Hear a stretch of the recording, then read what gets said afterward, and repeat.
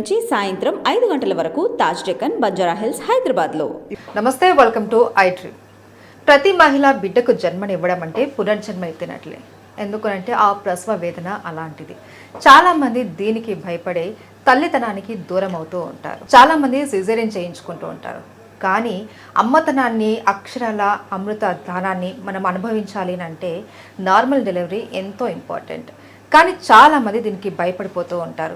ఇలాంటి భయాల్ని పోగొట్టి అందరికీ కొండంత అండ అని చెప్పడంలో ఎటువంటి అతిశయోక్తి లేని వ్యక్తి డాక్టర్ శిల్పిరెడ్డి గారు ఇప్పుడు మనతో పాటు ఉన్నారు. మరి వారితో మాట్లాడదాం.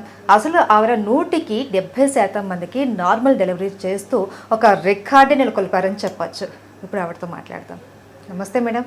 నమస్కారం. ఎలా ఉన్నారు? మంచి. Thank you so much madam. ఎప్పటి నుంచో మీ ఇంటర్వ్యూ కోసం మేము ట్రై చేస్తూ ఉన్నాం, మాకు టైం ఇచ్చారు.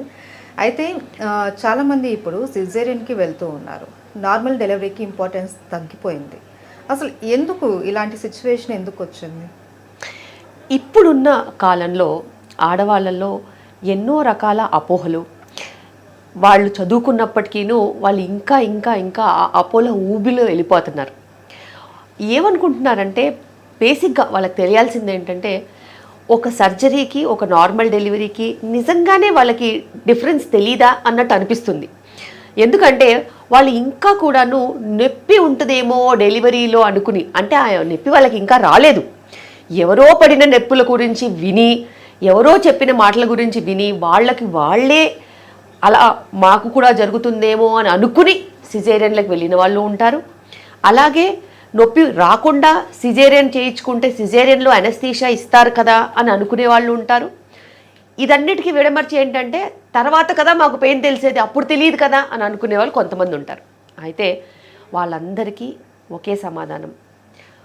ప్రపంచవ్యాప్తంగాను ఎప్పటి నుంచో తరతరాలుగాను నార్మల్ డెలివరీయే కరెక్ట్ అనేది అందరూ తెలుసుకోవాల్సిన అవసరం ఉంది. ఎందుకంటే నార్మల్ డెలివరీ అనేది తల్లికి బిడ్డకి చాలా శ్రేయస్కరము, అదేవిధంగా మంచిది కూడా.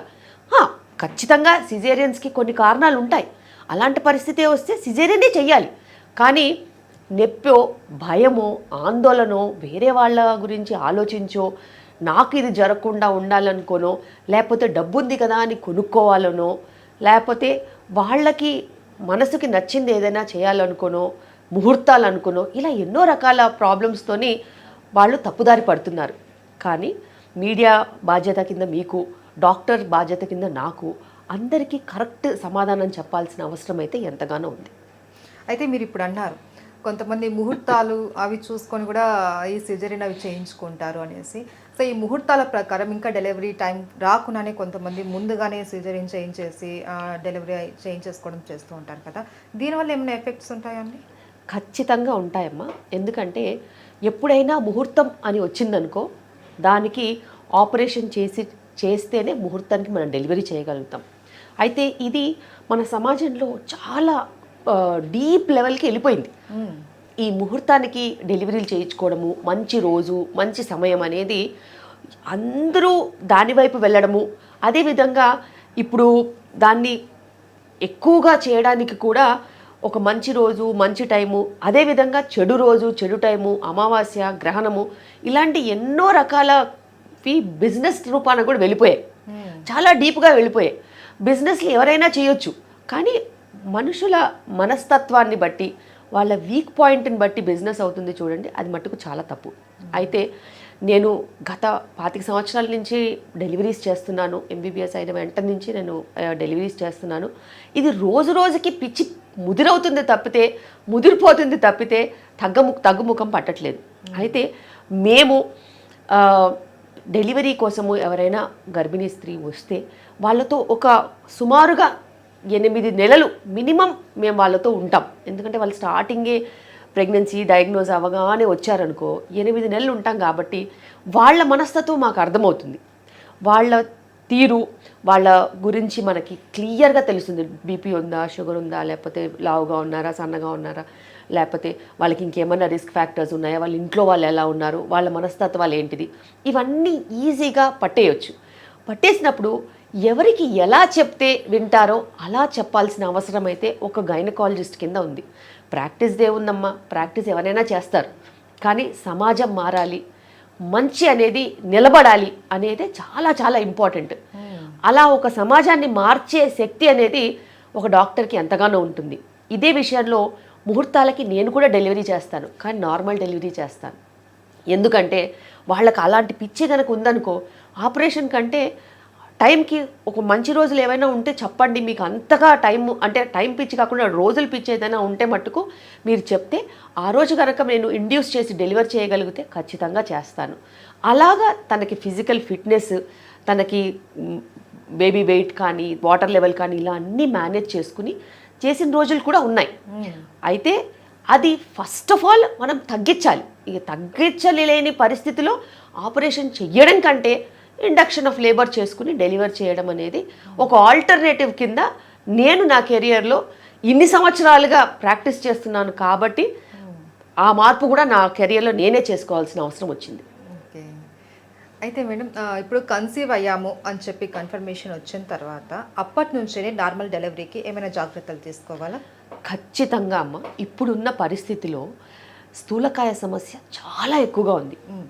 ఒక్క 10 ఏళ్ల ముందు కనుక నేను మాట్లాడదలుచుకుంటే, ఒక్క 15 ఏళ్ళు నా కెరియర్లో ఫస్ట్ 15 ఇయర్స్ 35 కేజీస్ 40 కేజీస్ అంటే 35-40 కిలోలతో 16 ఏళ్ల వాళ్ళు, 18 ఏళ్ల వాళ్ళు, 20 ఏళ్ల వాళ్ళు ప్రెగ్నెన్సీకి రావడం, ప్రెగ్నెన్సీ కోసం బుక్ అవ్వడము, అలాగే జర్నీ వెళ్ళడము, అంత తక్కువ వెయిట్తో మేము తినమ్మా అని అడగడము, ప్రోటీన్ తినాలి, అది తినాలి, అన్నం కొంచెం ఎక్కువ తినాలి, ఇది తినాలి అని చెప్పి వాళ్ళకి ఇంట్లో వాళ్ళు వస్తే వాళ్ళకు కూడా వీళ్ళకి కొంచెం ఆహారం ఎక్కువ పెట్టాలని చెప్పి వాళ్ళ గ్రోత్లో ఉన్నారు, ఖచ్చితంగా వీళ్ళకి కొంచెం ఫుడ్ ఎక్కువ పెట్టండి, పని కొంచెం తక్కువ చెప్పండి అని చెప్పి వాళ్ళని ముందుకు తీసుకెళ్ళిన రోజులు ఉన్నాయి.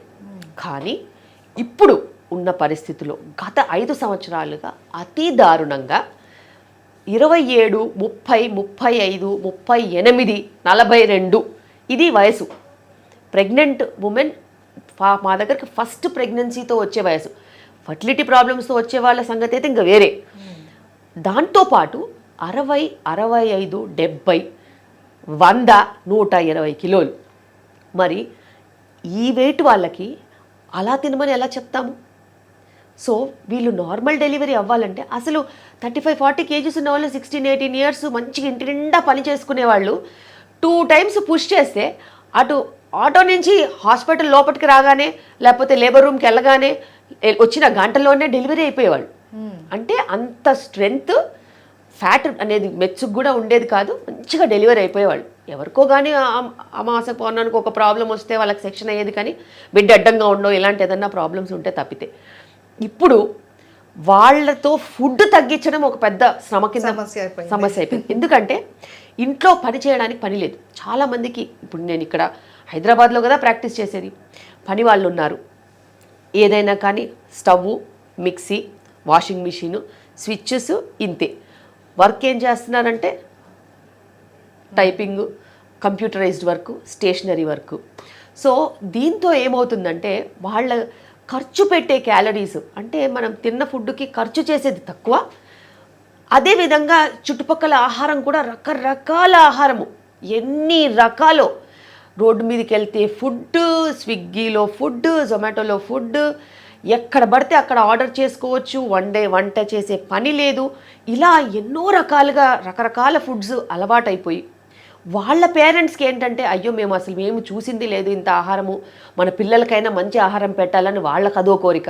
వీళ్ళేమో పని ఉండదు, కానీ ఏజ్ ఉంది, దానికి సరిపడా వెయిట్ ఉంది, అలాగే షుగర్ అనేది చాలా హై, ఒబెసిటీ అనేది చాలా హై ఈ ప్రెగ్నెంట్ ఉమెన్లో. ఇప్పుడు ఈ సమయానికి వాళ్ళ ఫుడ్ గనక మనం మేనేజ్ చేయలేకపోతే వాళ్ళకి స్థూలకాయ సమస్యల వల్ల వచ్చే బీపీ షుగర్ వచ్చిందంటే మరి డెలివరీ కూడా దాన్ని ఇన్ఫ్లుయెన్స్ చేస్తుంది ఖచ్చితంగా.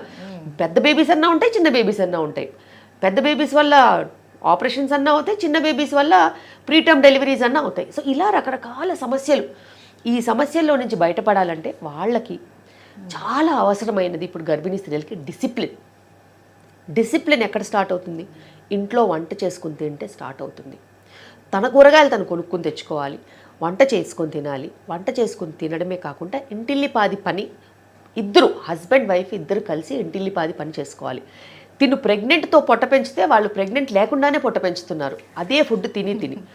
సో వాళ్ళిద్దరికీ డిసిప్లిన్ అనేది చాలా ఇంపార్టెంట్. సొంతంగా వండుకోవాలి, చాయిస్ ఆఫ్ ఫుడ్, మంచి ఆర్గానిక్ ఫుడ్ కనుక తీసుకున్నట్టు అయితే హౌస్ హోల్డ్ వర్క్తోని క్యాలరీస్ స్పెండ్ అవుతాయి. దాంతోపాటు ఎక్కువగా ఫుడ్ తినాల్సిన అవసరం లేదు. ఎందుకంటే ఒక 60, 70, 80, 90 కేజీ ప్రెగ్నెంట్ ఉమెన్కి అన్ని క్యాలరీస్ అవసరం లేదు. అంత బేబీ వెయిట్గా ఉండాల్సినంత అవసరం లేదు. ఎందుకంటే ఆటోమేటిక్గా తన బాడీలో ఫ్యాట్ ఉంటుంది కాబట్టి తన వెయిట్ ఆటోమేటిక్గా దాన్ని కంట్రోల్ తెచ్చేస్తుంది. మంచి బ్లడ్ సప్లై ఉండేలాగా కొంచెం వ్యాయామము, ప్రీనేటల్ యోగా, ఎక్సర్సైజెస్ లాంటివి చేసుకుంటూ ఎంత త్వరగా వీలైతే అంత త్వరగా పడుకోవడము, లాస్ట్ ఫుడ్ 7:30, 8 మించి తినకపోవడము, ఆ తర్వాత సమయం ఉంటే అన్ని పనులు సర్దుకుని త్వరగా పడుకుని ఎప్పుడు వీలైతే మార్నింగ్ త్వరగా లేచి మిగతా పనులన్నీ చేసుకోవడము. సో ఇలా చేయడంతో ఏంటంటే వాళ్ళకి ఫిజికల్ ఫిట్నెస్ ఉంటుంది. ఎక్కువగా క్యాలరీస్ తీసుకోకుండా ఉండడం వలన చాలా సార్లు వాళ్ళు కార్బోహైడ్రేట్సే తింటున్నారు. అంతా పిండి పదార్థాలే. కార్బోహైడ్రేట్స్తో ఫ్యాట్ తప్పితే లాభం అనేది లేదు. కాంప్లెక్స్ కార్బోహైడ్రేట్స్ తీసుకోవాలి. మనం మిల్లెట్స్ లాంటివి, రాగులు, సజ్జలు, సామలు, అరికెలు, జొన్న రవ్వ, జొన్న రొట్టె, సజ్జ రొట్టె, ఇలాంటివి కాంప్లెక్స్ కార్బోహైడ్రేట్స్ తీసుకోవాలి, గ్లూటెన్ లేనివి. మన వాళ్ళు ఏం తింటారు? రైస్, వీట్, లీటర్లు పాలు, అసలు అవసరమే లేదు. మజ్జిగ, లేకపోతే రాగి జావ, లేకపోతే మంచినీళ్ళు. దాహం వేస్తే ఇప్పుడు ఉన్న ట్రెండ్లో లీటర్ కొబ్బరి నీళ్ళు హాఫ్ డేలో తాగుతున్నారు. అది అసలు ఎంత దారుణం అంటే అమ్మేవాళ్ళు కూడా లీటర్ లెక్క అమ్ముతున్నారు, కొనుక్కునే వాళ్ళు కూడా లీటర్ లెక్క కొనుక్కుంటున్నారు. అసలు ఇంతకు ముందు కాలంలో కొబ్బరి నీళ్ళు ఎప్పుడు ఇచ్చేవాళ్ళు? Only loose motions, vomitings, dehydration, వడదెబ్బ, ఇలాంటి జ్వరము, లేకపోతే బాగా ఎక్సర్సైజ్ చేసేవాళ్ళు చెమటంతా పట్టిందంటే ఒక గ్లాసు. ఆ గ్లాసు మెజర్ పోయింది. ఇప్పుడు లీటర్ కొబ్బరి నీళ్ళు వితిన్ 2-3 అవర్స్ తాగేస్తున్నారు. ఎందుకంటే దానికి లిమిట్ లేదు కదా. దాంతో వచ్చే క్యాలరీస్తో విపరీతంగా వెయిట్ గెయిన్ వస్తుంది. సో ఇలా ఒకటి చెప్పుకుంటూ పోతే కొన్ని లక్షల సినారియోస్. ఫుడ్ కంట్రోల్ చేసి మంచి ఎక్సర్సైజ్, ఇంటి పని, అలాగే టైంకి మెడిసిన్స్ తీసుకొని గంటలు టీవీలు, ఇంటర్నెట్ చూడకుండా ఒక సమయం పెట్టుకుని నైట్ 9-9:30 తర్వాత పడుకుని ఎర్లీగా లేస్తే ఎవరికైనా ఖచ్చితంగా నార్మల్ డెలివరీయే అవుతుంది. ఎందుకంటే అంత పవర్ ఉంటుంది డిసిప్లిన్ లైఫ్లో. అదేవిధంగా ప్రోటీన్ మంచిగా తీసుకోవాలి. అసలు మన ఫుడ్లో ప్రోటీనే లేదు. ఇప్పటికీ సమస్యలు ఎందుకు వస్తున్నాయంటే ప్రోటీన్ తగ్గించేసి కార్బోహైడ్రేట్స్ పెంచుతున్నారు. ఫ్యాట్ వల్ల ఫ్యాట్ అవ్వడం అనేది ఒక అపోహ. ఇప్పుడు అంతా కార్బోహైడ్రేట్స్ తీసుకోవడం మూలాన ఫ్యాట్ అనేది వస్తుంది బాడీలో. ఆ ఫ్యాట్ మూలాన డెలివరీస్ సరిగ్గా అవ్వట్లేదు, కాంప్లికేషన్స్ ఉంటున్నాయి, స్థూలకాయ సమస్యలు ఎలాగో ఉన్నాయి. సో ఇలా డిసిప్లిన్ మెయింటైన్ చేస్తే నేను చాలా స్ట్రాంగ్గా డిసిప్లిన్ అడ్వకేట్ చేస్తాను. నా దగ్గర రూల్స్, రెగ్యులేషన్స్ అనేవి స్ట్రిక్ట్గా ఉంటాయి ప్రెగ్నెంట్ ఉమెన్కి. ఎందుకంటే వాళ్ళు ఈ తరం గురించి కాదు కష్టపడాల్సింది. ఇప్పుడు మీ తరం, ఇప్పుడున్న కరెంట్ తరం ఎట్లాగో స్థూలకాయ సమస్యలు, ప్రాబ్లమ్స్తో ఎలాగో ఉన్నారు. మనకి జెనెటిక్గా కూడా చుట్టుపక్కల ఏరియా రీజన్లో కూడా ప్రెగ్నెన్సీ కూడా డయాబెటిక్ టెండెన్సీ అది ఎలాగో ఉంది. కానీ వచ్చే తరాల సమస్య ఏంటి? 70 ఇయర్స్కి ఉన్న షుగరు 30-25 ఇయర్స్కి వచ్చేసింది. వచ్చే తరానికి 10 ఏళ్ళకే షుగర్ ఇచ్చేస్తారు. అలా రాకుండా ఉండాలంటే ఇప్పుడున్న ప్రెగ్నెంట్ ఉమెన్ ఎపిజెనెటిక్స్ అంటే గర్భిణీ స్త్రీలు తీసుకోవాల్సిన జాగ్రత్తలు నేను గనక స్ట్రిక్ట్గా పెట్టినట్టు అయితే వచ్చే తరానికి 10 ఏళ్ళకి రావాల్సిన షుగర్ మళ్ళీ 50 ఏళ్ళకి వెళ్తుంది. ఎందుకంటే గర్భిణీ స్త్రీలు ఇచ్చే ఎన్వైరన్మెంట్, గర్భంలో ఇచ్చిన ఎన్వైరన్మెంట్, దాని బేసిస్ మీదనే ఎంటైర్ జీవితం ఉంటుంది. మనం ఎక్కువగా తినేసేసి బేబీ వెయిట్ ఎక్కువ ఇచ్చేసేసి ఒబీస్ బేబీ, బిగ్ బేబీని ఇచ్చామనుకో వాళ్ళకి ఒబేసిటీ టెండెన్సీ బై బర్త్ ఉంటుంది, డయాబెటిక్ టెండెన్సీ బై బర్త్ ఉంటుంది. అలా బై బర్త్ మనం ఎట్లాంటి గిఫ్ట్స్ ఇవ్వద్దు. ఇవ్వగలిగితే ఆరోగ్యం ఇవ్వాలి, ఇవ్వగలిగితే మంచి జీన్స్ ఇవ్వాలి, ఇవ్వగలిగితే వాళ్ళకి వాళ్ళ శక్తి కరెక్ట్గా ఉండేలాగా చూసుకోవాలి. సో ఇలా చేస్తేనే నార్మల్ డెలివరీస్ అవుతాయి. ఏదో 4 ట్యాబ్లెట్లు ఇచ్చి అంతా బాగుంది వెళ్ళు, స్కాన్ రిపోర్ట్ బాగుంది వెళ్ళు అని చెప్తే అస్సలు కుదరని పని. సో ఎపిజెనెటిక్స్ని ట్రాన్స్ఫార్మ్ చేసే కోర్ ట్రీట్మెంట్ అనేది నేను ఇప్పుడు గత 10 సంవత్సరాలుగా ఇస్తున్నాను. అందుకే నా నార్మల్ డెలివరీ రేట్స్ ఎక్కువగా ఉంటాయి. మీరు చెప్పారు కదా ఇప్పుడు. అవును, ఒక ఏంటి ఒక మెడిసిన్ రాసేసి ఇది వాడేసేయండి, ఈ ఆహారం తినేయండి అని చెప్పడం అది కాదు అనేసి. ఎగ్జాక్ట్ మేడం, నేను చూసాను చాలా వీడియోస్, మీరు దగ్గరుండి మరి మహిళ దగ్గర ఎవరైతే గర్భంతో ఉంటారో వాళ్ళ దగ్గర ఎక్సర్సైజెస్ చేయిస్తూ, మీరు చేస్తూ వాళ్ళ దగ్గర చేయిస్తూ డ్యాన్స్ లాగా చేయించడం, వాళ్ళతో పాటు వాళ్ళ హస్బెండ్ని కూడా ఇంక్లూడ్ చేయడము, ఇవన్నీ కూడా చూసాము. అసలు మీరు వాళ్ళతో ఎంత టైం స్పెండ్ చేస్తారు, మీ లైఫ్ స్టైల్ ఏంటి, దాని గురించి చెప్తారా? బేసిక్గా ఏంటంటే నేను ఒక ఆబ్స్టిట్యూషన్ కాబట్టి నేను 24 గంటల్లో ఎప్పుడైనా అవైలబుల్ ఉండాలి. ఎందుకంటే డెలివరీస్ అవుతూ ఉంటాయి కాబట్టి. నాకు ఒక 16 మెంబర్స్ టీం ఉంది. సో ఎనీ టైం 24 గంటల్లో ఎనీ టైం ఈ 16 మందిలో ఒక 4-5 ఒక ప్లేస్లో డెలివరీస్ అటెండ్ చేస్తూనే ఉంటారు. అండ్ డెలివరీ వెళ్ళే పేషెంట్కి, డెలివరీలో ఉన్న పేషెంట్కి, డెలివరీ అయ్యే పేషెంట్కి నేను ఖచ్చితంగా సర్వీసెస్ అందజేస్తాను. అయితే చాలా ఇంపార్టెంట్ ఏంటిదంటే ఒక రోజుతో అయ్యే పని కాదు. సో మేము రెగ్యులర్గా ఇక్కడ ప్రీనేటల్ ఈవెంట్స్ చేస్తాం. ప్రతి వీక్ మనకి ప్రీనేటల్ ఈవెంట్స్ ఉంటాయి. యోగా అన్న జుంబా అన్న ఖచ్చితంగా ఉంటుంది. ఎవరికి? కపుల్స్కి ఉంటుంది. ఎందుకంటే లైఫ్ స్టైల్ మారాలంటే ఇంట్లో అందరూ మారాలి. ఇప్పుడంతా న్యూక్లియర్ ఫ్యామిలీస్ కాబట్టి ఖచ్చితంగా న్యూక్లియర్ ఫ్యామిలీస్లో హస్బెండ్ వైఫ్ ఉంటారు కాబట్టి ఇద్దరూ కలిసి వస్తేనే అటెండెన్స్ అనేది ఉంటుంది. ఒకళ్ళు రారు అని అంటే ఇంకొకరు కూడా కదలరు. సో అందుకే couple therapy, couple attendance, couple events పెట్టాం. అదేవిధంగా ప్రతి నెల ఒక ఈవెంట్ ఉంటుంది.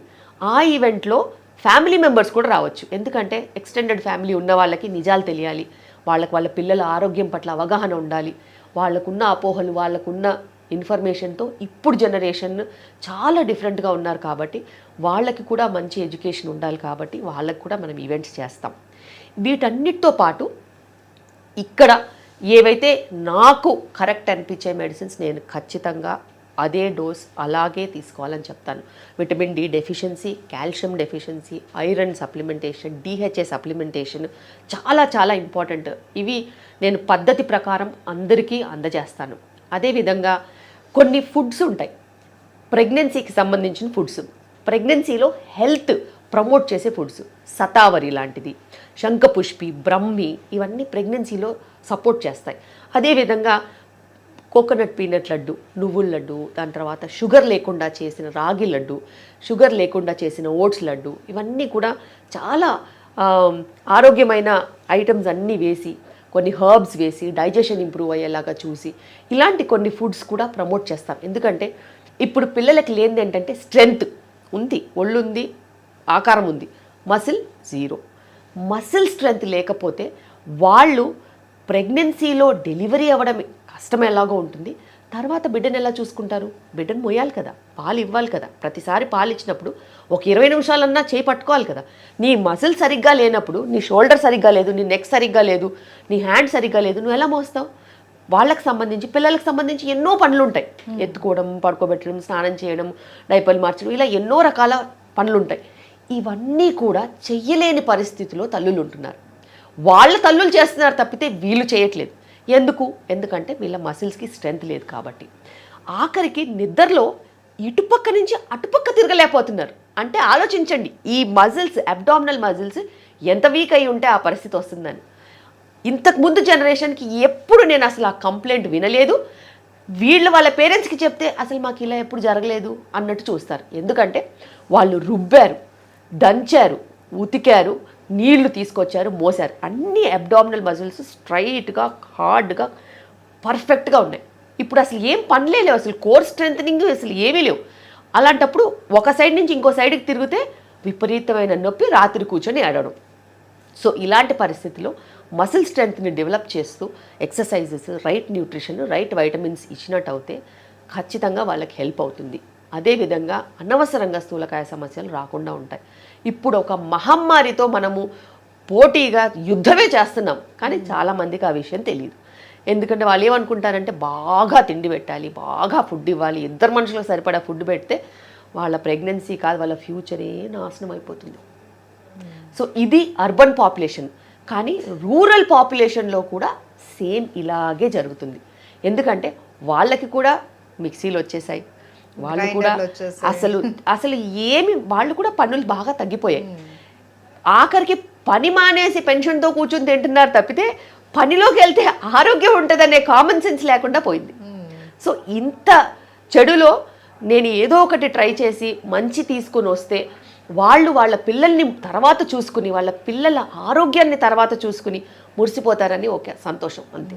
అయితే మేడం నార్మల్ డెలివరీ అన్నది చాలామంది చేయించుకోవాలని అనుకుంటారు నార్మల్ డెలివరీ, కానీ మీరు చెప్పినట్లు ఒక అపోహ భయం వల్ల అలా చేస్తారు. బట్ ఈ థాట్ మీకు ఎలా వచ్చింది? ప్రతి ఒక్కరిలోనూ ఒక అవగాహన తీసుకురావాలి నార్మల్ డెలివరీ మీద, దానివల్ల కలిగే ప్రయోజనాలు ఏంటి, నెక్స్ట్ తరానికి మనం ఏమి ఇవ్వాలని అనుకుంటున్నాము, ఇవన్నీ చెప్పాలి అనే థాట్ మీకు ఎలా వచ్చింది? ఆ థాట్ నాలో నుంచే వచ్చింది. ఎందుకంటే నాకు జరగని మంచి వేరే ఎవ్వరికి జరగకుండా ఉండొద్దు, ఒక డాక్టర్ అంటే ఇలా ఉండాలి అని నా లైఫ్ని చూసి నేనే నేర్చుకున్నాను. ఎందుకంటే యాజ్ అ గైనకాలజిస్ట్ నాకు చాలా ఫర్టిలిటీ సమస్యలు వచ్చాయి, లైఫ్ స్టైల్ ప్రాబ్లమాటిక్గా ఉండింది చాలా. ఎందుకంటే చాలా ఎక్కువగా వర్క్ చేసేదాన్ని నేను. దాని తర్వాత ఐవీఎఫ్ అయినా ప్రీటర్మ్ డెలివరీ అయింది. ఆ తర్వాత నేను మారి కుటుంబానికి ఎంత సమయం ఇవ్వాలి, వర్క్ ఎంత సమయం ఇవ్వాలి, ఫుడ్కి ఎలాంటి ఫుడ్ తీసుకోవాలి, రెస్ట్ అంటే ఏంటి, రిలాక్సేషన్ అంటే ఏంటి, పిల్లలకి ఏం చెయ్యాలి, ఎలా చెయ్యాలి, ఆర్గానిక్ లివింగ్ అంటే ఏంటి, సస్టైనబుల్ లివింగ్ అంటే ఏంటి, అన్నీ పాటించేసరికి 40 ఏళ్ళకి న్యాచురల్ ప్రెగ్నెన్సీ వచ్చింది. సో అది చూశాక ఇంకా నేను మళ్ళీ వెనక్కి తిరగలేదు. ఎందుకంటే ఇలా జరిగినప్పుడు, నాకే ఇలా జరిగినప్పుడు మరి నాలెడ్జ్ లేని వాళ్ళు, గైనకాలజిస్ట్ కాని వాళ్ళకి ఎంత అన్యాయం జరగవచ్చు. అందుకే నేను ప్రపంచంలో నేనున్నంత కాలము నా దగ్గరికి వచ్చే వాళ్ళందరికీ కరెక్ట్ అయిన ట్రీట్మెంటే ఇవ్వాలని నేను నిలబడ్డాను. అదేవిధంగా నేను వర్క్ చేసే hospital management KIMS cuddles mother and child centre Kondapur, KIMS వాళ్ళు కూడా అప్పుడు మదర్ అండ్ చైల్డ్ సెగ్మెంట్ కోసము ఒక వినూత్నంగా ఎవరన్నా చేయగలుగుతారా అని వెతుకుతున్నారు. ఇక్కడ మేము కడల్స్ స్టార్ట్ చేసినప్పటి నుంచి ఇప్పటి వరకు కూడాను మేము ప్రపంచంలో జరిగే బెస్ట్ ట్రీట్మెంట్ మన ఆయుర్వేద, మన గర్భ సంస్కార్, మన బేసిస్లో ఉన్న ట్రీట్మెంట్స్ అన్నీ కలిపి ఒక క్షేమకరమైన మంచి pregnancy planning, treatment, delivery, post delivery care అన్నీ ఇస్తున్నాం. ఓకే. అయితే మేడం చాలామందికి కొన్ని అపోహలు ఉంటాయి. డెలివరీ టైంలో కావచ్చు, లేకపోతే ఎప్పుడైతే కన్సీవ్ అవుతారో అప్పటి నుంచి కూడా భార్యాభర్తలు కలయిక అన్నది నార్మల్ డెలివరీకి ఇబ్బంది అవుతుంది. ఈ కన్సీవ్ టైంలో భార్యాభర్తలు కలవకపోవడం మంచిది అనేసి చాలామంది దూరంగా ఉంటారు. ఇది ఎంతవరకు కరెక్ట్? నిజంగా ఇలా కలవడం వల్ల నార్మల్ డెలివరీకి ఏమైనా ఇబ్బందులు అవుతాయా? ఇప్పుడున్న పరిస్థితిలో ఒక చెడు అనేది మంచి కంటే ఎక్కువ వేగంగా వెళ్ళిపోతుంది.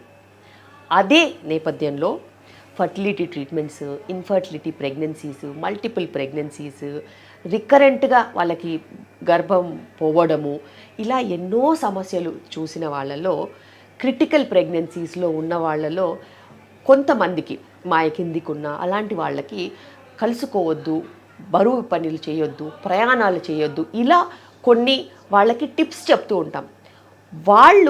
వాళ్ళకని వాళ్ళ పొజిషన్కి ఉన్నదని కాకుండా నలుగురికి చెప్పి, ఆ నలుగురు ఇంకొకరికి చెప్పి, ఆ నలుగురు ఇంకొకరికి చెప్పి ఏదైతే చెడు వ్యాపిస్తుందో అదే రకంగా వ్యాపించింది.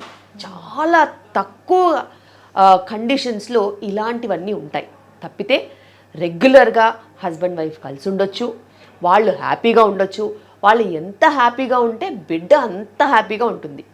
గర్భ సంస్కారంలో కూడా అదే చెప్తారు. తల్లి బిడ్డ ఒక బాండింగ్ కంటే ఎక్కువ విలువైనది తండ్రి, తల్లి, బిడ్డ ముగ్గురు కలిసి ఉన్న బాండింగ్ అనేది చాలా ఏర్పడాల్సిన అవసరం ఉంది. సో వాళ్ళు ఫిజికల్గా హ్యాపీగా ఉంటే అన్నీ సవ్యంగానే జరుగుతాయి. ఏదైనా ఒక చిన్న మెడికల్ కండిషన్స్ ఏమైనా ఉంటే మీ డాక్టర్ ప్రత్యేకంగా ఎలాంటి ఏమన్నా ఉంటే చెప్తారు. కానీ మీకు ఎటువంటి అపోహలు ఉండాల్సిన అవసరం లేదు. అలాగే నార్మల్గా అయితే బయట కొన్ని హాస్పిటల్స్లో హస్బెండ్ని లేబర్ రూమ్లోకి రానివ్వరు, కానీ మీరు అలా కాదు. హస్బెండ్ కూడా ఉండాలి, అక్కడే ఉండాలి. హస్బెండే దగ్గరుండే ఆమెకి ఎక్సర్సైజులు చేయించడం, ఇంకా డెలివరీ అవుతుంది కాసేపట్లో అనంగా కూడా ఆమెతో పాటే ఉండడం, ఇవన్నీ కూడా చూసాం మేము. ఎందుకు అలా, హస్బెండ్ని కూడా ఎందుకు ఇంక్లూడ్ చేస్తున్నారు? ఇక్కడ కడల్స్లో నేను గత 8 సంవత్సరాల నుంచి ఇక్కడ ఈ సెంటర్ నడుపుతున్నాను. ఇక్కడ వాళ్ళు ఆల్రెడీ ప్రీనేటల్ యోగా క్లాస్కి వస్తారు. మా ఫిజియోథెరపిస్టులు, యోగా వాళ్ళకి ఆల్రెడీ పరిచయం. అది కాక మళ్ళీ మంత్లీ సెషన్స్ ఉంటాయి, మా మిస్సెస్ మామ్ ఈవెంట్స్ ఉంటాయి. ఇలా ప్రతి ఒక్క రిసెప్షన్ నుంచి లేబర్ రూమ్ వరకు ఎవరు ఉంటారో వాళ్ళకు ఆల్రెడీ పరిచయాలు ఉంటాయి. కొత్త పాత అలాంటి ఏమీ ఉండవు. అండ్ ఒకే సంకల్పం, నార్మల్ డెలివరీ చేయాలి, నొప్పులు వచ్చే గర్భిణీ స్త్రీకి మనము చేయూతనివ్వాలి, సపోర్ట్ ఇవ్వాలి. ఆ 10 గంటలో 12 గంటలో 24 గంటలు తన లేబర్లో ఉన్నప్పుడు దాన్ని ఏదో విధంగా తనని ఎంగేజ్ చేసి తనకి రిలాక్సేషన్ ఇచ్చి తను ఒక్కతే బాధపడట్లేదనే సెల్ఫ్ సాటిస్ఫాక్షన్ కనుక ఇవ్వగలిగితే ప్రతి తల్లి నార్మల్ డెలివరీకి ఒప్పుకుంటారు. ఇదే నేపథ్యంలో పార్ట్నర్, హస్బెండ్ ఖచ్చితంగా ఒక మేజర్ రోల్ ప్లే చేస్తారు. ఎందుకంటే వాళ్ళు ఇచ్చిన సపోర్ట్ అంతా ఒక ఎత్తు, డెలివరీ అప్పుడు ఇచ్చిన సపోర్ట్ ఒక ఎత్తు. ప్రతి ప్రెగ్నెంట్ ఉమెన్ డెలివరీ అప్పుడు ఎవరు తనని ఎలా చూసుకున్నారు అనేది జీవితాంతం గుర్తుపెట్టుకుంటారు. అదేవిధంగా డెలివరీ అయిన తర్వాత తనని ఎలా చూసుకున్నారు అనేది కూడా జీవితాంతం గుర్తుపెట్టుకుంటారు. ఇంత ముఖ్యమైన సమయంలో పార్ట్నర్ కానీ లేకపోతే తనకు నచ్చిన బర్దింగ్ పార్ట్నర్ అని కూడా అంటాం. తల్లి ఉండొచ్చు, అత్తగారు ఉండొచ్చు, ఫ్రెండ్ ఉండొచ్చు, వదిన గారు ఉండొచ్చు, మరదలు ఉండొచ్చు, చెల్లి ఉండొచ్చు, ఎవరైనా ఉండొచ్చు. తనతో పాటు తన సపోర్ట్ చేసే వాళ్ళు ఉండాలి. తనకి పెయిన్ తెలియకుండా మాట్లాడే వాళ్ళు ఉండాలి. తనకి ఏదైనా మంచి చెప్పే వాళ్ళు ఉండాలి. పాజిటివ్ రీఎఫర్మేషన్స్ ఇచ్చేవాళ్ళు ఉండాలి. అది హస్బెండ్ కంటే ఎవరు అంతగా చేసేవాళ్ళు ఉండరు. ఉండేవాళ్ళకి ఖచ్చితంగా మేము వాళ్ళని కూడా అలవ్ చేస్తాము. అయితే ఇలా బాండింగ్ మనం పెంచినట్టు అయితే హస్బెండ్ కూడా అర్థమవుతుంది, ఓ వైఫ్ ఎంత పెయిన్ తీసుకుంటుంది ఎవరి కోసం, మన బిడ్డ కోసం. దాని తర్వాత నేను తనకి జాగ్రత్తగా చూసుకోవాలి, నేను బిడ్డ పనులు మేము కూడా చెయ్యాలి.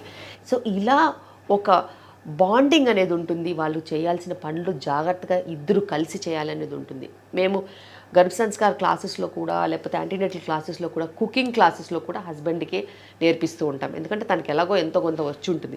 వైఫ్కి ఏం చేసి పెట్టాలి, వైఫ్ సిక్గా ఉన్నప్పుడు, బోర్గా ఉన్నప్పుడు, లేకపోతే తను ఆలసిపోయినప్పుడు ఏం చేసి పెట్టాలి, ఎలా క్విక్గా కొన్ని ఐటమ్స్ చేయాలి, అలాంటివన్నీ నేర్పిస్తూ ఉంటాం. సో ఇద్దరు ఉద్యోగాలు చేస్తున్నప్పుడు ఇద్దరు కలిసి వంట చేసుకోవాలి, కలిసి ఇంటి పనులు చేసుకోవాలి, కలిసి పిల్లల్ని పెంచుకోవాలి. సో ఇదే చాలా చాలా ముఖ్యం. అండ్ అది డెలివరీ రూమ్ నుంచి మొదలవుతుంది.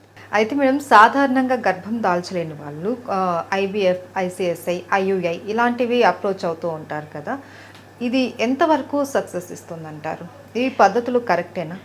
సో బేసిక్గా నేను న్యాచురల్ ప్రెగ్నెన్సీ బిలీవ్ చేస్తాను కాబట్టి నా ప్రకారము 90% ప్రతి కపుల్ న్యాచురల్గా కన్సీవ్ అవ్వగలుగుతారు. 10% ఏదైనా ఇబ్బందుల వల్ల కష్టతరంగా ఉంటుంది. ఎందుకంటే లైఫ్ స్టైల్ కనుక ఇద్దరికి సెట్ చేసినట్టు అయితే అటు స్పర్మ్ క్వాలిటీ, కణాల క్వాలిటీ, అటు ఎగ్ క్వాలిటీ కూడా ఇంప్రూవ్ అయ్యే ఛాన్సెస్ ఉంటాయి. న్యాచురల్ లైఫ్ స్టైల్ మనం మార్చగలిగితే, వాళ్ళ హెల్త్ ఇంప్రూవ్ చేయగలిగితే, వాళ్ళ వెల్నెస్ ఇంప్రూవ్ చేయగలిగితే, 360 డిగ్రీ హోలిస్టిక్ కేర్ కనుక ఇవ్వగలిగితే, ఈ క్వాలిటీ పెరిగినప్పుడు ఇంత ముందు కాలం అంతా ఊరికే వచ్చేదిగా ప్రెగ్నెన్సీ, వద్దన్నా 10-15 మందిని కనేవాళ్ళు. సో అలాంటి స్టేజ్ నుంచి ఇలాంటి స్టేజ్ ఎందుకు వచ్చింది? ఎందుకంటే మారిన లైఫ్ స్టైల్, మారిన కెమిస్ట్రీ, మారిన బాండింగ్, మారిన పరిస్థితులు. అవి మారుస్తే మళ్ళీ ఆటోమేటిక్గా ఫర్టిలిటీ రేట్ అనేది ఇంప్రూవ్ అయ్యే ఛాన్సెస్ ఉంటాయి. కానీ కొన్ని కారణాల వల్ల, అంటే మొత్తం ట్యూబ్స్ బ్లాక్డ్ ఉన్నాయి, అసలు అక్కడ కణాలే లేవు, అలాంటి సమస్యలు ఏమైనా ఉన్నప్పుడు ఖచ్చితంగా మనము కొన్ని కృత్రిమ పద్ధతులు, అది IUI అయితేనేమి, IVF అయితేనేమి ఖచ్చితంగా చేయాల్సిన అవసరం ఉంటుంది. ఎందుకంటే కొన్నిసార్లు ఏజ్ ఎక్కువైపోతూ ఉంటుంది, కొన్నిసార్లు ఎగ్ కౌంట్ తక్కువైపోతూ ఉంటుంది, కొన్నిసార్లు రకరకాల ప్రాబ్లమ్స్ ఉండే ఛాన్సెస్ కూడా ఉంటాయి. సో స్పెషల్ సిచ్యువేషన్స్లో ఖచ్చితంగా ఫర్టిలిటీ ట్రీట్మెంట్స్ మనని ఆదుకుంటాయి. ఎందుకంటే గర్భం దాల్చాలనేది ప్రతి ఆడవాళ్ళ ఒక ఆలోచన, అదొక మాతృత్వం అనేది చాలా ఇంపార్టెంట్ అందరికీ. సో దానిని నిజం చేసేదే IUI, IVF ట్రీట్మెంట్స్. నేను ఒక IVF స్పెషలిస్ట్, కానీ ఆబ్స్టెట్రిక్స్ని ఎంచుకుని డెలివరీస్ వైపు మూవ్ ఆన్ అయ్యాను. కానీ నాకు అది ఎప్పటి నుంచో తెలుసు. అందుకనే నేను ఒక న్యూ మామ్స్ అనే ఒక ప్రోగ్రామ్ స్టార్ట్ చేశాను. న్యూ మామ్స్లో ఏంటంటే ఎవరైనా ప్రెగ్నెంట్ అవ్వాలనుకునే వాళ్ళు న్యాచురల్గా ఎలా ప్రెగ్నెంట్ అవ్వాలి, వాళ్ళకు ఒక 21 డే ప్రోగ్రామ్ అది. ఆ 21 డేస్లో వాళ్ళకి ఉన్నవి అన్ని నిజాలు చెప్పి వాళ్ళలో మార్పు చైతన్యం తీసుకొచ్చి వాళ్ళని ఆ ప్రోగ్రామ్ తర్వాత న్యాచురల్ ప్రెగ్నెన్సీకి ప్లాన్ చేసుకోమని చెప్తాం. అలా IVF ఫెయిల్ అయిన వాళ్ళు, IUI ఫెయిల్ అయిన వాళ్ళు కూడా వచ్చి ప్రెగ్నెంట్ అయిన రోజులు కూడా ఉన్నాయి. సో ఈ న్యూ మామ్స్ లాగానే ఎవరైనా కానీ వాళ్ళ లైఫ్ స్టైల్ మార్చుకుని అందరికీ మంచి తెలుసు కానీ చేయట్లేదు, ఎలా చేయాలో తెలియదు. అలాంటి వాళ్ళ కోసమే ఈ ప్రోగ్రాం పెట్టాము. ఆ ప్రోగ్రాం చేసి చాలామంది న్యాచురల్ కన్సీవ్ అయ్యారు. అలాగే న్యాచురల్ కన్సెప్షన్ పొటెన్షియల్ని ఇంప్రూవ్ చేసేది మంచి లైఫ్ స్టైల్. అయితే మేడం, బిడ్డ పుట్టిన మరుక్షణమే తల్లిపాలు పట్టియడం అనేది చాలా ఆరోగ్యం బిడ్డకి, తల్లికి కూడా ఆరోగ్యం. కాకపోతే ఇప్పుడున్న జనరేషన్లో చాలామందికి తల్లిపాలు రాక చాలా ఇబ్బందులు పడుతూ ఉంటారు. ఈ సమస్యను మనం ఎలా అధిగమించాలి? ఈ సమస్యని అధిగమించడానికి డెలివరీ అయిన తర్వాత ఓన్లీ హస్బెండ్ వైఫ్ని వదిలేయాలి. ఎందుకంటే బిడ్డను ఎత్తుకోవాల్సింది తల్లి, స్కిన్ టు స్కిన్ కాంటాక్ట్ ఇవ్వాల్సింది తల్లి, పాలు పట్టించాల్సింది తల్లి. దీన్ని పక్కన పెడితే ఇప్పుడు ఏం జరుగుతుంది, బిడ్డ పుట్టిన తర్వాత తల్లి తప్పితే మిగతా వాళ్ళందరూ బిడ్డని హ్యాండిల్ చేస్తారు. స్నానం చేయించడానికి ఒకరు, దాని తర్వాత బట్టలు మార్చడానికి ఒకరు, ఇంట్లో పెద్దవాళ్ళు కూడా వాళ్ళని హ్యాండిల్ చేస్తూ ఉంటారు. అప్పుడు తల్లికి ఎలా వస్తాయి పాలు? తల్లి పాలు రావడానికి సృష్టి ఇచ్చినది బిడ్డ ఏడుపు వినగానే, బిడ్డ స్తనం పట్టుకోగానే, బిడ్డ స్కిన్ టు స్కిన్ కాంటాక్ట్ ఉండగానే బేబీని పక్కనే పెట్టుకొని ఉండడమే అది ఆ మిల్క్ ఎక్స్ప్రెషన్కి ఒక మంచి స్టిమ్యులెంట్. ఇది కాకుండా నాకు మిల్కే రాదు, నాకు లాస్ట్ టైం మిల్క్ రాలా, మా అక్కకి మిల్క్ రాలేదు, మా ఫ్రెండ్కి మిల్క్ రాలేదు, నాకు వస్తుందో రాదో, ఈ అనుమానమే మీ మిల్క్ రాకపోవడానికి కారణం. ఏ బిడ్డకైనా కానీ తల్లి పాలు రాకపోవడం అనేది జరగదు. ఎందుకంటే నేను చూశాను, నేను బిజీ ప్రాక్టీస్లో కూడా నా ట్విన్స్కి 1 year ఎక్స్క్లూజివ్ బ్రెస్ట్ ఫీడింగ్ ఇచ్చాను, ఎక్స్ప్రెస్ చేసి ఇచ్చాను. దాని తర్వాత 40 years ఆఫ్ ఏజ్లో కూడా నా కొడుక్కి 2.5 years ఫీడింగ్ ఇచ్చాను. వర్క్ చేస్తూనే ఇచ్చాను, వర్క్లో ఉన్నప్పుడు ఎక్స్ప్రెస్ చేశాను, ఇంటికి వెళ్ళినప్పుడు డైరెక్ట్గా ఇచ్చాను. ఎటువంటి పరిస్థితుల్లో కూడా మిల్క్ ఎండిపోయే ఆస్కారం లేదు. ఎవరు చెప్పినా నేను నమ్మను. ఎందుకంటే మంచి పాలు రావడానికి మంచి నీళ్ళు చాలు. ఎందుకంటే మీరు చూడండి, ఆఫ్రికన్ కంట్రీస్లో పిల్లలు తల్లిపాలతోనే బతుకుతారు. తల్లి అసలు ఫుడ్ తింటుందా లేదా, అవైలబిలిటీ ఉంటుందా లేదా అనేది సెకండరీ. కానీ ఆ బిడ్డలు ఓన్లీ తల్లిపాల మీదే ఎన్నో 1-2 సంవత్సరాల వరకు కూడా బతికేస్తూ ఉంటారు. కటిక పావర్టీలో కూడా ఆ తల్లికి పాలు రాలేదని అసలు అక్కడెప్పుడు నేను వినలేదు. సో అలాంటి సిచ్యువేషన్ నుంచి ఇలాంటి సిచ్యువేషన్కి ఎందుకు వచ్చామంటే, నెగటివ్ థాట్స్ ఒకటి, సెకండ్ థింగ్ బాండింగ్ తక్కువ ఉండడం, థర్డ్ థింగ్ ఎక్కువసేపు వేరే పనులు చేస్తూ ఉంటే బిడ్డను పట్టించుకోకపోతే తల్లిపాలు ఎలా వస్తాయి, ఫోర్త్ థింగ్ బిడ్డని హ్యాండిల్ చేయడానికి ఎక్కువ మంది ఉండడం. సో ఇలా ఎన్నో రకరకాల క్రేడిల్స్, రకరకాల ఐటమ్స్ పెట్టుకుని బేబీస్ని స్వింగులని ఇందులోని వేస్తే మరి పాలు రావడం అనేది కూడా కష్టమవుతుంది. అందుకే మంచి ఆహారం ఇప్పుడు చాలా రొటీన్గా మిల్క్, పాలు, బ్రెడ్ ఇలాంటిది, పాలు బ్రెడ్ ఇస్తుంటారు. అసలు పాలు బ్రెడ్తో పాలు రావు. మంచినీళ్ళు మంచిగా తీసుకొని పౌష్టిక విలువలు ఉన్న ఆహారము, పప్పు పదార్థాలు ఉన్న ఆహారం మంచిగా తీసుకుంటే మిల్క్ వచ్చే ఫుడ్ ఐటమ్సే వేరు. అది పక్కన పడేసేసి అసలు మన పూర్వీకులు ఎవరైనా బ్రెడ్ తిన్నారా? అసలు బ్రెడ్ ఉండిందా? లేదు. అసలు ఆ పరిస్థితి పక్కన పెట్టి పండు ముసలావులు కూడా వచ్చి బ్రెడ్ తిన్నావా, ఇంటికి పంపిస్తే చాలు డెలివరీ అయిన మదర్ని మళ్ళీ వెనక్కి వచ్చేంత వరకు అదే బ్రెడ్ పాలు. ఎవరైనా ఇంటికి వచ్చేవాళ్ళు కూడా అయ్యే పట్టుకుని వస్తారు. సో అది ఒక చాలా గ్రాస్ రూట్కి వెళ్ళిపోయిన అపోహ. మంచినీళ్ళు తీసుకోరు, మంచినీళ్ళు తీసుకోకపోతే ఎట్లా, అవి ఇవి అన్నీ కట్టేసుకుని చీకటి గుహలు, కనీసం గాలి వెలుతురు లేకుండా ఉంటే బాగా చెమట పడుతుంది కదా, డీహైడ్రేషన్లో పాలు ఎలా వస్తాయి? సో ఇలా కొన్ని చిన్న మార్పులు చేర్పులు ఇవన్నీ ఎలా తెలుసుకుంటారు వాళ్ళు? మంచి ప్రీనేటల్ క్లాసెస్ పెడితే వాళ్ళు నేర్చుకుని వాళ్ళు పాటిస్తే ఖచ్చితంగా బెటర్ అవుతుంది. అయితే ఇప్పుడు కిమ్స్ కెడెల్లో మిల్క్ డోనర్ బ్యాంక్ సిస్టమ్ ఏదో పెట్టారు అనేసి విన్నాము. దాని గురించి చెప్తారా మీరు? ఇక్కడ మా దగ్గర Level 4 NICU ఉంది. Level 4 NICUలో చిన్న babies 700-600 grams, 800 grams, 1 kg babies. So ఇలా వాళ్ళకి తల్లిపాలు అనేది చాలా చాలా ఇంపార్టెంట్. వాళ్ళ తల్లుల దగ్గర నుంచి ఖచ్చితంగా మేము ఎక్స్పెక్ట్ చేస్తాం. కానీ ఒకవేళ వాళ్ళ తల్లికి పాలు రాకపోతే, ఇలాంటి శిశువులు పెరగాలంటే తల్లిపాలు ఉండాలి. అందుకనే మిల్క్ బ్యాంక్ అనే ఒక మంచి కాన్సెప్ట్తో మా నియోనెటాలజిస్ట్ డాక్టర్ అపర్ణ, అలాగే మా కిమ్స్ మేనేజ్మెంట్ డాక్టర్ భాస్కర్రావు గారు, దాని తర్వాత డాక్టర్ అభినయ్ గారు ఈ మిల్క్ బ్యాంక్ అనేది స్టార్ట్ చేశారు. దానికి మన గవర్నర్ గారే వచ్చి ఇనాగ్రేషన్ చేశారు. ఈ మిల్క్ బ్యాంక్లో మా దగ్గర ఆల్రెడీ ఉన్న మదర్స్ని ఎంకరేజ్ చేసి, అలాగే మా దగ్గర వర్క్ చేసే ఫిజియోథెరపిస్టులు, లాక్టేషన్ స్పెషలిస్టులు, వాళ్ళు ఎక్స్ట్రా మిల్క్ వచ్చే మదర్స్ దగ్గర మిల్క్ డొనేషన్ తీసుకుని మిల్క్ బ్యాంక్లో పెడతారు. చిన్నారులు ఎవరికైతే అవసరం ఉంటుందో వాళ్ళకి యూజ్ అయ్యేలాగా చూసుకుంటాం. మేడం, ఇంతకుముందు మనము ఐవీఎఫ్, ఐయుఐ వీటి గురించి మాట్లాడుకున్నాం. మీరు చెప్పారు లేదు 90% నార్మల్ ప్రెగ్నెన్సీ వస్తుంది అనేసి అన్నారు. అన్ని విధాలా ట్రై చేసి ఇంక వేరే ఆప్షన్ లేక చాలామంది సరోగసీని కూడా అప్రోచ్ అవుతున్నారు ఈ మధ్య. అలాంటి వారు ఎవరైనా మీ దగ్గరకు వచ్చారా? వాళ్ళకి మీరు ఇచ్చే సలహా ఏంటి? కమర్షియల్ సరోగసీ ఇప్పుడు ఇండియాలో బ్యాన్ అయింది. అది అందరికీ తెలవాల్సిన అవసరం ఉంది. సరోగసీకి ఇప్పుడు ఒక లా, ఒక యాక్ట్, ఒక రూల్ బుక్ అనేది ఉంది. సరోగసీ చాలా లిమిటెడ్ ఇండికేషన్స్, చాలా తక్కువ మందికి ఆ సౌభాగ్యం అనేది ఉంటుంది. దానికి కమిటీ ఉంది, దానికి మెంబర్స్ ఉన్నారు, దానికి ఖచ్చితంగా లీగల్గా పేపర్ వర్క్ ఉంటుంది. ఇవన్నిటితో పాటు దానికి ఒక సెట్ ఆఫ్ రూల్ బుక్స్ ఉంటాయి. ఇంతకుముందు కమర్షియల్ సరోగసీ వల్ల చాలా ఇబ్బందులు అయ్యాయి కాబట్టి ఇప్పుడు దాని గురించి చాలా విశ్లేషణ చేసి చాలామంది దాని గురించి ఒపీనియన్ తీసుకొని దానికి చాలా స్ట్రిక్ట్ రూల్స్ పెట్టారు. అయినప్పటికీ నిజంగా గనక అవసరం ఉంటే కమర్షియల్ సరోగసీ కాకుండా మన అప్రూవల్ తీసుకుని, మన గవర్నమెంట్ అందులో ఆ కమిటీలో జడ్జెస్ ఉంటారు, లాయర్స్ ఉంటారు, సోషల్ యాక్టివిస్టులు ఉంటారు, అందరి దగ్గర కమిటీ దగ్గర మనం అప్లై చేసుకుంటే నిజంగా సరోగసీ అనేది చేయాల్సిన పరిస్థితి ఉంటే వాళ్ళు అప్లికేషన్ యాక్సెప్ట్ చేస్తారు. దాని తర్వాత కొన్ని సెంటర్సే ఉన్నాయి, అందులో లీగల్గా వెళ్ళి చేయించుకుంటే మీకు ఎప్పటికైనా ప్రాబ్లమ్స్ రాకుండా ఉంటాయి.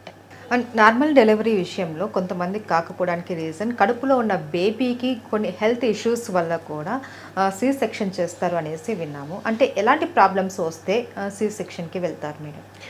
సిజేరియన్కి చాలా రకాల కారణాలు ఉంటాయి.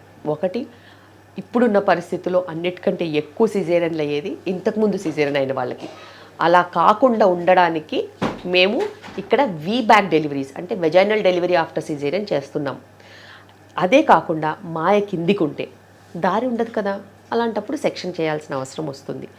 అదేవిధంగా మనం చూసుకున్నట్టయితే దారి కనుక చిన్నగా ఉన్నా, పెల్విస్ అనేది చిన్నగా ఉన్నా, లేకపోతే బేబీ వెయిట్ ఎక్కువగా ఉన్నా, అలాగే హై బీపీ వచ్చేసేసి ఇమీడియట్ డెలివరీ చేయాల్సిన పరిస్థితి వచ్చినా, ఇలా ఎన్నో రకాల ఇండికేషన్స్, ట్రిప్లెట్స్, ట్విన్లో కూడా హెడ్ కిందికి లేకపోవడం, ఫస్ట్ ట్విన్కి బ్రీచ్ డెలివరీస్, ఇలా ఎన్నో రకరకాల కారణాల వల్ల సిజేరియన్స్ అయ్యే ఛాన్సెస్ ఉంటాయి.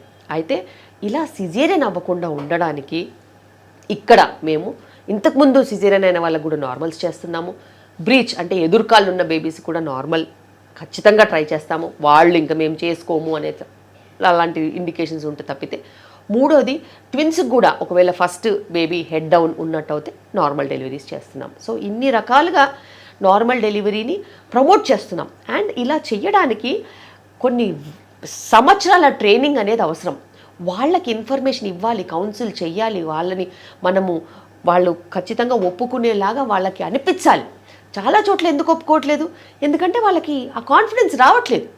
డాక్టర్స్ మీద కూడా కాన్ఫిడెన్స్ ఉండాలి, చుట్టుపక్కల అలా జరిగే వాళ్ళు ఉండాలి. వాళ్ళ చుట్టుపక్కల ఎవరికన్నా అలా డెలివరీలు కానప్పుడు వాళ్ళు ఎలా నమ్ముతారు?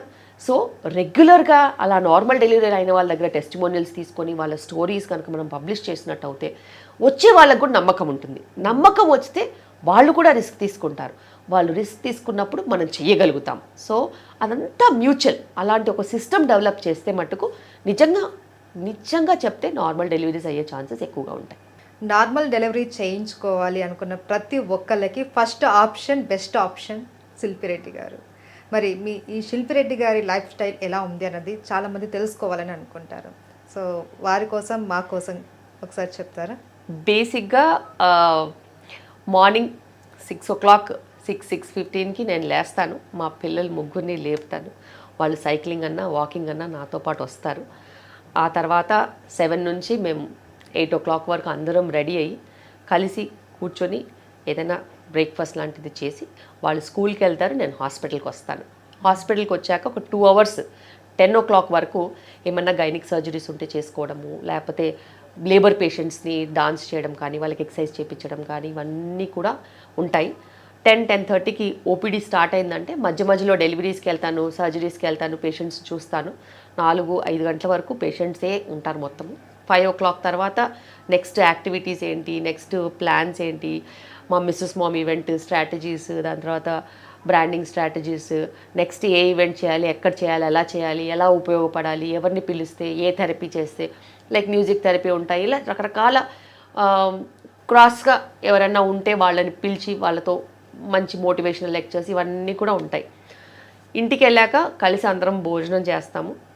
మా ఇంట్లో స్ట్రిక్ట్ రూల్ 8:30కి అంతా అయిపోయి 9 గంటలకంతా పడుకోవాలి. 9 గంటలకి అందరం పడుకుంటాము. అయితే ఎప్పుడు ఎమర్జెన్సీ ఉన్నా, ఎప్పుడు డెలివరీ ఉన్నా, ఎప్పుడు లేబర్ ఉన్నా వెంటనే లేచి వచ్చేస్తాను. లేచి వచ్చి అది అయిపోగానే మళ్ళీ ఇంటికి వెళ్ళి పడుకుంటాను. మళ్ళీ మా పిల్లలతో సహా మార్నింగ్ 6 o'clock స్టార్ట్ అవుతుంది. సో ఇది నా దినచర్య. ఇందులోనే వీకెండ్స్ అయితే వాళ్ళని బయటికి తీసుకెళ్ళడము ఇవన్నీ కూడా ఉంటాయి. వాళ్ళు అసలు కాంప్రమైజ్ అవ్వరు. వాళ్ళని కూడా బ్యాలెన్స్ చేసుకుంటూ ఎప్పుడైనా ఏదైనా హాలిడే వస్తే వాళ్ళని బయటికి హాలిడే తీసుకెళ్ళడము, అలాగే మా స్టాఫ్తో టైం స్పెండ్ చేయడము. ఇక్కడంతా ఆహ్లాదకరమైన ఎన్వైరన్మెంట్ ఉంటుంది. నవ్విస్తూ పొద్దు నుంచి సాయంత్రం వరకు మేము పగలబడి నవ్వుతూనే ఉంటాం. ఎందుకంటే అలాంటి ఒక ఎన్వైరన్మెంట్ మెయింటైన్ చేస్తేనే స్ట్రెస్ రిలీఫ్ అనేది ఉంటుంది. లేబర్ రూమ్లో స్ట్రిక్ట్గా రాక్షసుల్లాగా కనిపిస్తే అస్సలు వాళ్ళు భయపడతారు. సో బేసిక్గా అలా భయం ఉండకుండా వాళ్ళకి మనం ఫ్రెండ్స్ లాగా ఉండి ఫ్యామిలీ లాగా ఉంటేనే వాళ్ళు కాన్ఫిడెంట్గా ఉంటారు, వాళ్ళు 100% ఇవ్వగలుగుతారు. సో అదే మా ఫండ. మేడం, ఇప్పటి వరకు మీ కెరియర్లో 25 సంవత్సరాలు మీరు ఈ ప్రాక్టీస్లో ఉన్నారు. ఎన్ని ఇంకా నార్మల్ డెలివరీస్ చేశారు మీరు? మీ సక్సెస్ రేట్ ఏంటో చెప్తారా? బేసిక్గా నార్మల్ డెలివరీస్ అంటే కొన్ని వేలల్లో చేశాను. నాకు అసలు ఎంత నంబర్ అని కూడా గుర్తుకులేదు. అయితే ఇప్పుడున్న పరిస్థితిలో ఒక 70% success rate of normal delivery అనేది మెయింటైన్ చేస్తున్నాము. ఎందుకంటే ఇప్పుడు పేషెంట్స్కి నమ్మకం కూడా ఉంది, వాళ్ళు మారాలని వాళ్ళకి ఆ సంకల్పం వచ్చింది. కోవిడ్ వచ్చి వెళ్ళాక అందరిలో మార్పు వచ్చింది. అంటే కొంచెం మారాలి, యాక్సెప్ట్ చేస్తున్నారు, ఒక స్టెప్ అయితే వేస్తున్నారు. అదేవిధంగా నేను చెప్పినట్టు అన్నీ ఫాలో అవుతారు. దాంతోపాటు అలా ఫాలో అయ్యే వాళ్ళే వస్తారు. బేసిక్గా ఫాలో కాని వాళ్ళు వచ్చి లాభం లేదు. సో అలా నార్మల్ డెలివరీ కావాలి అని అనుకునే వాళ్ళే వస్తారు. ఇంతకుముందు 2 సిజేరియన్ అయిన వాళ్ళు కూడా నార్మల్ డెలివరీ కావాలని వచ్చిన వాళ్ళకి మేము చేసాం. ఎందుకంటే వాళ్ళ సంకల్పమే వాళ్ళకి దారి చూపిస్తుంది. బట్ ఇంపాసిబుల్ అంటారు కదండి. That is possible.